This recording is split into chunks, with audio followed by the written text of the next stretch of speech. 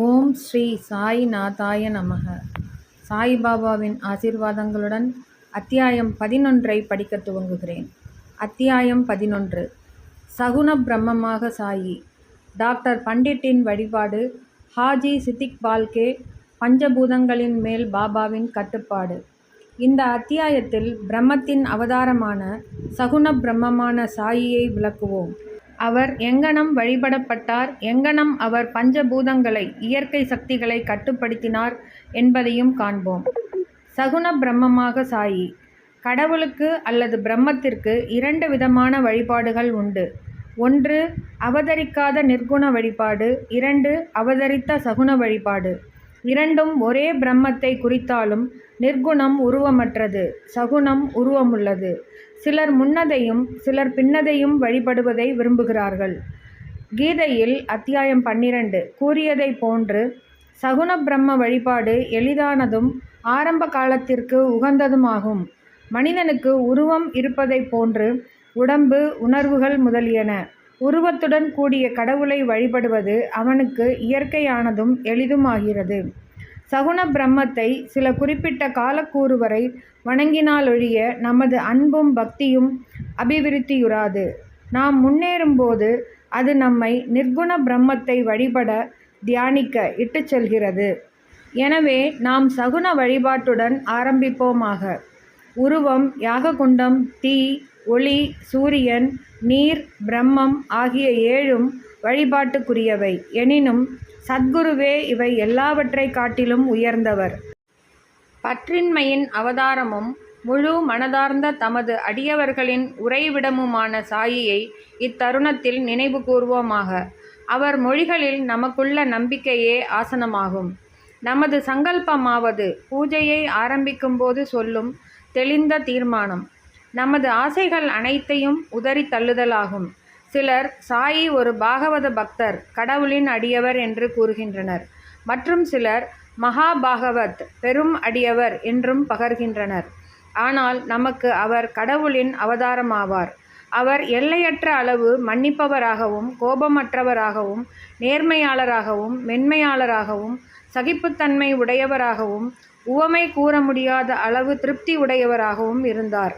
அவர் உருவமுள்ளவராக தோன்றினாலும் உண்மையில் உருவம் அற்றவராகவும், உணர்ச்சி வேகமற்றவராகவும், பற்றற்றவராகவும், அந்தரங்கமாய் சுதந்திரமாகவும் இருந்தார்.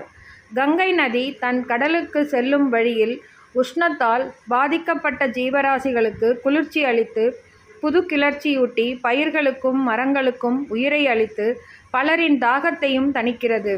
இதை போன்றே சாயி போன்ற புண்ணிய புருஷர்கள், ஆத்மாக்கள் வாழ்ந்து கொண்டிருக்கும் போதே அனைவருக்கும் துயராற்றி ஆறுதல் நல்குகிறார்கள். கிருஷ்ண பரமாத்மாவும் ஞானி எனது ஆத்மா, எனது வாழும் உருவம், நான் அவரே, அவரே எனது தூய வடிவம் என்று கூறியிருக்கிறார். சத்து, சித்து, ஆனந்தம் என அறியப்படும் இந்த விவரிக்க இயலாத ஆற்றல் அல்லது கடவுளின் சக்தியே ஷீரடியில் சாயி என்னும் ரூபத்தில் அவதரித்தது. ஸ்ருதி தைத்திரிய உபனிஷதம் பிரம்மத்தை ஆனந்தம் என விவரித்திருக்கிறது. இதை நாம் தினந்தோறும் நூல்களில் படிக்கிறோம் அல்லது கேட்கிறோம். ஆனால் இப்பிரம்மத்தை அல்லது பேரானந்தத்தை ஷீரடியில் பக்த மகாஜனங்கள் அனுபவித்தார்கள். அனைவருக்கும் ஆதாரமான அவருக்கு எவரிடமிருந்தும் எந்த ஆதாரமும் தேவை இருக்கவில்லை. ஒரு சாக்குத்துண்டையே எப்போதும் தமக்கு ஆசனமாக கொண்டிருந்தார். பக்தர்களால் அது ஒரு மெல்லிய மெத்தை கொண்டு மூடப்பட்டிருந்தது. அவர் சாய்ந்து கொள்ள முதுகிற்கு ஒரு திண்டும் அவர்களாலேயே வைக்கப்பட்டது. பாபா தமது அடியவர்களின் எண்ணங்களை மதித்தார். அவர்கள் விரும்பியபடியே தம்மை வழிபட அவர்களை அனுமதித்தார். அவர் முன்னிலையில் சிலர் சாமரம் அல்லது விசிறி வீசினர். சிலர் இசைக்கருவிகள் வாசித்தனர். சிலர் அவரின் கைகளையும் கால்களையும் கழுவினர். இன்னும் சிலர் வெற்றிலை பாக்கு மற்றும் பல பொருட்களையும் நைவேத்தியமாக சமர்ப்பித்தனர். ஷீரடியில் அவர் வாழ்ந்தது போல் தோன்றினாலும் அவர் எங்கும் வியாபித்திருந்தார். அவரின் எங்கு நிறை தன்மையை அவருடைய பக்தர்கள் தினந்தோறும் உணர்ந்தார்கள். இவ்வாறாக எங்கனும் வியாபித்திருக்கிற சர்வாந்தர்யாமி சத்குருவுக்கு நமது பணிவான சாஷ்டாங்க நமஸ்காரங்கள். டாக்டர் பண்டிட்டின் வழிபாடு. ஒருமுறை தாத்யா சாஹேப் நூல்கரின் நண்பரான டாக்டர் பண்டிட் என்பவர் ஷீரடிக்கு பாபாவின் தரிசனத்துக்காக வந்தார். பாபாவை வணங்கிய பின் மசூதியில் அவர் சிறிது நேரம் அமர்ந்திருந்தார். பாபா அவரை தாதா பட் கேல்கரிடம் செல்லுமாறு பணித்தார். தாதா பட்டிடம் அவர் சென்றார். தாதா பட் அவரை நன்கு வரவேற்றார். தாதா பட் பூஜைக்காக தமது வீட்டை விட்டு புறப்பட்டார். அவருடன் டாக்டர் பண்டிட்டும் சென்றார். தாதா பட் பாபாவை வழிபாடு செய்தார். இதுகாரும் எவரும் பாபாவின் நெற்றிக்கு சந்தனம் பூச துணிந்ததில்லை. மகள்சாபதி மட்டுமே பாபாவின் கழுத்தில் சந்தனம் பூசுவது வழக்கம். ஆனால் எளிய மனதுடைய இவ்வடியவரான டாக்டர் பண்டிட் பூஜை பொருட்கள் வைத்திருந்த தாதா பட்டின் பாத்திரத்தை எடுத்து போய் அதிலிருந்து பிசையப்பட்ட சந்தனத்தை எடுத்து திரிபுந்தரா எனப்படும் திருநீற்று பட்டையை பாபாவின் நெற்றியில் இட்டார். பாபா எல்லோருக்கும் வியப்பை அளிக்கும் வகையில் ஒரு வார்த்தை கூட கூறாமல் அமைதியாயிருந்தார். அன்று மாலை தாதா பட் பாபாவிடம், நெற்றியில் சந்தனம் பூசுவதை நீங்கள் தடுத்து கொண்டிருந்தாலும் இப்போது டாக்டர் பண்டிட் அங்ஙனம் செய்ததை தாங்கள் எப்படி அனுமதித்தீர்கள் என்று கேட்டார். இதற்கு பாபா, டாக்டர் பண்டிட் பாபாவை அவரது குருவான காக்கா புராணிக் என்று அழைக்கப்பட்ட தோபேஸ்வரை சேர்ந்த ரகுநாத் மகராஜ் என்று நம்பியிருந்ததாகவும் அவர் குருவுக்கு செய்து கொண்டிருந்ததை போன்றே தமது நெற்றியிலும் சந்தனம் பூசியதாகவும் தெரிவித்தார். எனவே பாபாவால் தடுக்க இயலவில்லை. டாக்டர் பண்டிட்டிடம் விசாரித்ததில் பாபாவை தனது குரு காக்கா புராணிக் என்று கருதியதாகவும் அதே மாதிரியாகவே அவரை உணர்ந்ததாகவும் கூறினார். எனவே அவர் தனது குருவுக்கு செய்வதை போன்றே திரிபுந்திரத்தை பாபாவின் நெற்றியிலும் இட்டார். பக்தர்கள் விரும்பியவாறே தம்மை வழிபட பாபா அவர்களை அனுமதித்தார். எனினும் சில சமயங்களில் அவர் வினோதமான முறையில் நடந்து கொண்டார். சில சமயங்களில் பூஜை தட்டை தூக்கி எறிந்து சீற்றமே அவதரித்தது போல் நின்றிருப்பார். அப்போது அவரை எவரே அணுக முடியும்? சில சமயங்களில் அவர் பக்தர்களை கடிந்தார்.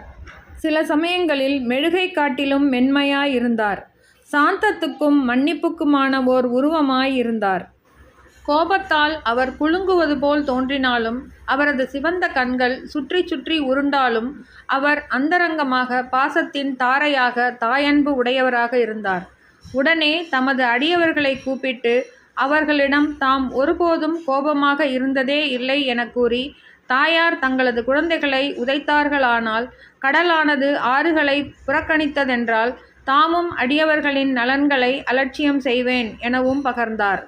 தமது பக்தர்களின் அடிமையான அவர் எப்போதும் அவர்களுக்கு ஆதரவாய் இருப்பதையும் அவர்கள் தம்மை அழைக்கும் போதெல்லாம் மறுமொழி கூறி அவர்களின் அன்பை பெறுவதற்குமே எப்போதும் அவர் பெரிதும் விரும்பினார். ஹாஜி சிதிக் பால்கே. பாபா எப்போது ஓர் அடியவரை ஏற்றுக்கொள்வார் என்பதை அறிய முடியாது. அது அவரது இனிய சங்கல்பத்தையே பொறுத்தது. இக்கூற்றுக்கு சிதிக் பால்கேயின் நிகழ்ச்சி ஓர் எடுத்துக்காட்டு. கல்யாணை சேர்ந்த சிதிக் பால்கே என்ற ஒரு முகமதிய பெருந்தகை மெக்கா மெதினாவுக்கு புனித யாத்திரை செய்துவிட்டு ஷீரடிக்கு வந்தார். வடக்கு நோக்கிய சாவடியில் அவர் வாழ்ந்தார். மசூதியின் திறந்த வெளியில் அவர் அமர்ந்தார். 9 மாதங்கள் பாபா அவரை பொருட்படுத்தவில்லை. அவரை மசூதிக்குள் நுழையவும் அனுமதிக்கவில்லை. பால்கே மிகவும் தேற்றவியலாத நிலையை எய்தி என்ன செய்வதென்று புரியாமல் இருந்தார். யாரோ ஒருவர் அவரை ஏமாற்றமடைய வேண்டாம் என்றும் பாபாவின் மிக நெருங்கிய அருகில் உள்ள அடியவரான ஷாமா மாதவராவ் தேஷ்பாண்டேவின் மூலம் பாபாவை அணுக முயற்சிக்கும்படியும் ஆலோசனை கூறினார். சிவபெருமான் அவரது சேவகரும் பக்தருமான நந்தியின் மூலம் அணுகப்படுதலைப் போல் ஷாமாவின் மூலம் பாபா அணுகப்படுதல் வேண்டும் என்றும் கூறினார். பால்கே இந்த யோசனையை விரும்பி ஷாமாவை தனக்காக மன்றாடி கெஞ்சி கேட்குமாறு வேண்டினார். ஷாமாவும் சம்மதித்து பொருத்தமான ஒரு சந்தர்ப்பத்தில் பாபாவிடம், பாபா, பலர் இம்மசூதிக்குள் தாராளமாய் வந்து தங்கள் தரிசனத்தை பெற்று போகும்போது தாங்கள் ஏன் அந்த முதிர்ந்த ஹாஜியை மசூதிக்குள் நுழைய அனுமதிக்கக்கூடாது? அவரை ஒருமுறை ஆசீர்வதித்து அருளலாகாதா என்று அவரை பற்றி பேசினார். அதற்கு பாபா, ஷாமா, நீ விஷயங்களையெல்லாம் புரிந்து கொள்ள இயலாத அளவு முதிர்ச்சி அற்றவனாய் இருக்கிறாய். ஃபக்கீர், அல்லாஹ் அனுமதிக்கவில்லை என்றால் நான் என்ன செய்ய முடியும்? அவரது அருளின்றி யாரே மசூதியில் ஏற வல்லார்? நன்று, அவரிடம் சென்று நாளை பார்வி கிணற்றுக்கருகிலுள்ள குறுகிய ஒற்றையடி பாதைக்கு வருவாரா என கேட்டு வா என்றார். ஷாமா சென்று உடன்பாட்டு விடையுடன் திரும்பி வந்தார். மீண்டும் அவரிடம் பாபா, எனக்கு 40,000 ரூபாய்களை 4 தவணைகளில் கொடுக்க சம்மதிப்பாரா என கேள் என்றார். ஷாமா சென்று 40 லட்சம் ரூபாய்கள் கூட தர அவர் சம்மதிப்பதான பதிலுடன் திரும்பி வந்தார். மீண்டும் பாபா, நாங்கள் ஓர் ஆட்டை மசூதியில் வெட்டப்போகிறோம். அவரை அதன் மாமிசம், தொடை, கொட்டை இவைகளில் எது வேண்டும் என கேள் என்று கூறினார். ஹாஜி பாபாவின் கோலம்பாவிலிருந்து மட்பாண்டத்திலிருந்து ஏதாவது ஒரு சிறு துணுக்கை பெற்றுக்கொள்வதிலேயே மகிழ்வதாகவும் ஷாமா பதில் கொண்டு வந்தார்.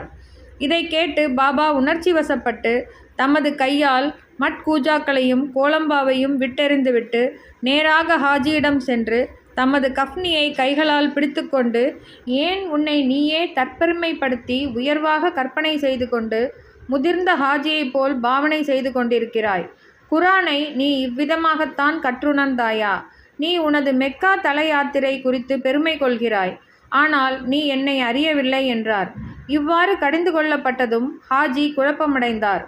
பாபா பின்னர் மசூதிக்கு சென்று ஒரு கூடை மாம்பழங்களை வாங்கி ஹாஜிக்கு கொடுத்தனுப்பினார். பின்னர் மீண்டும் ஹாஜியிடத்து சென்று தம் பையிலிருந்து ரூபாய் 55 ஹாஜியின் கைகளில் கொடுத்தார். அதிலிருந்து பாபா ஹாஜியை விரும்பினார். உணவுக்கு அவரை அழைத்தார். பாபா ஹாஜியை விரும்பிய போதெல்லாம் மசூதியினுள் அழைத்தார். பாபா சில சமயங்களில் அவருக்கு சில ரூபாய்கள் அளித்தார். இவ்வாறாக பாபாவின் தர்பாரில் ஹாஜியும் சேர்க்கப்பட்டார். பஞ்சபூதங்களின் மேல் பாபாவின் கட்டுப்பாடு. பஞ்சபூதங்களின் மேல் பாபாவின் ஆணைக்கு ஈண்டு உதாரணமாக 2 நிகழ்ச்சிகளை கூறி இந்த அத்தியாயத்தை முடிப்போம். 1. ஒரு நாள் மாலை நேரத்தில் ஷீரடியில் பயங்கரமான புயல் வீசியது. கருமேகங்களால் வானம் திரையிடப்பட்டிருந்தது. காற்று பலமாக வீசத் தொடங்கியது. மேகங்கள் கர்ஜித்து மின்னல் பளிச்சிட்டது. மழை வெள்ளமாய் பொழியத் தொடங்கியது. சிறிது நேரத்தில் அவ்விடம் முழுவதும் வெள்ளக்காடாகியது. ஷீரடியிலிருந்த சர்வ ஜந்துக்களும் பறவைகளும் மிருகங்களும் மனிதர்களும் பயங்கர பீதியடைந்து திரளாக மசூதியில் தஞ்சமடைந்தனர். ஷீரடியில் பல கிராம தேவதைகள் இருக்கின்றன. ஆனால் அவைகளில் எவையும் அவர்களின் உதவிக்கு வரவில்லை. எனவே அவர்கள் எல்லோரும் தங்களது பக்தியின்பால் பற்று மீதுறும் தங்களது கடவுளான பாபாவை அவர் குறுக்கிட்டு புயலை தணிக்க வேண்டினர். பாபா மிகவும் மனது உருகினார்.